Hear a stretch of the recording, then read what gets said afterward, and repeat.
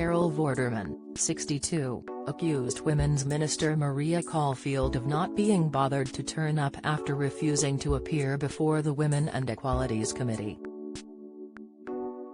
The former Countdown star added that she had been left horrified by comments made by Equalities Minister Kemi Badenoch, who did make an appearance before the committee at the beginning of the month.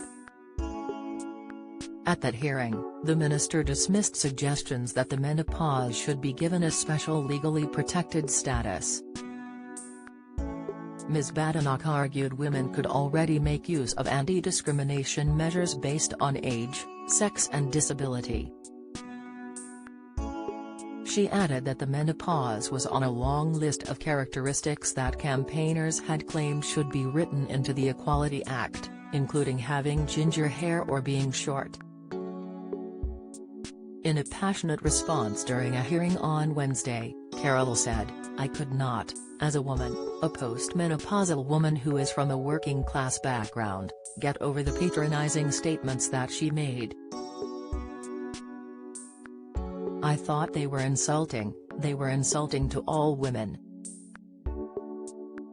She said Ms. Badenoch had characteristically compared women going through terrible menopausal symptoms with ginger-haired or short people.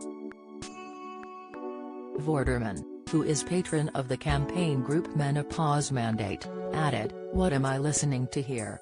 It's the 21st century. This was like going back 100 years to when women just had the vote. I could not believe it. Women make up almost half of the workforce, and yet these are the two women in government who are meant to be representing the female population. I was disgusted, to be perfectly honest, by both of them, absolutely disgusted." Mariella Frostrup, chair of Menopause Mandate, suggested the government could be meno-washing rather than taking real action on menopause and women's rights. She said the current situation feels like treading water, which is only heightened by the fact that the minister can't be bothered to turn up. Ms. Frostrup added, the government, appoint any number of czars and ambassadors and you name it, but actually really we're not a minority interest, we're 52% of the population, we don't need actually a women's health ambassador or an HRT czar or a menopause ambassador if we just had equal treatment." She told MPs Ms. Caulfield's absence suggests to me that the government is paying lip service to it, is perhaps meno-washing themselves, just like the companies that I've visited where women complain about it. Don't miss.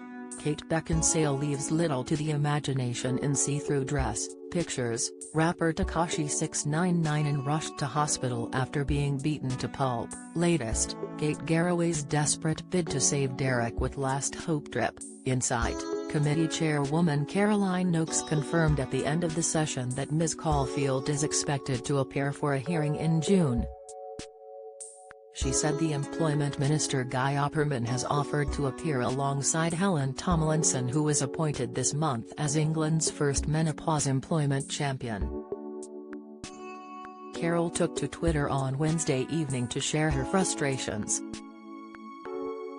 Posting a clip from the committee, Carol fumed, "Got a bit cross this afternoon after telling many of the terrible stories from it this morning women had told us about going through the menopause in the workplace. Government says, oh, we have a new part-time unpaid menopause ambassador, it isn't enough and it's insulting."